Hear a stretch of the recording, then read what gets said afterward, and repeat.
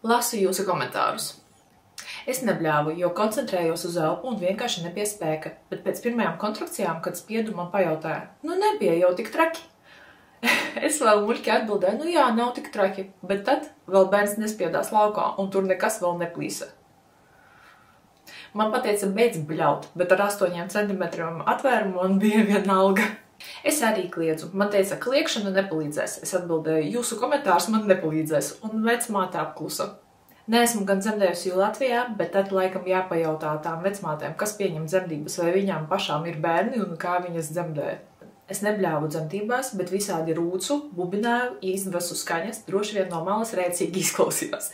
Kliekšana paņem tik daudz spēka un tik ātri nogurdina. Man bija hausa ar ārstiem, man piedraudēja ar vakumu, ko arī beigās pielietoja, un arī bija plīsumi. Es pati gandrīz pirmajās dzemdībās zaudēju samaņu. Vēl joprojām nezinu, par ko ārsti strīdējās, kam sāk strauji zūst pulss, man vai bērnam. Atceros tik, ka viens ārsts saka, ka tas bērnam, cits ārsts saka, ka mammai. Pirmās dzemdības ļoti traki pagāja.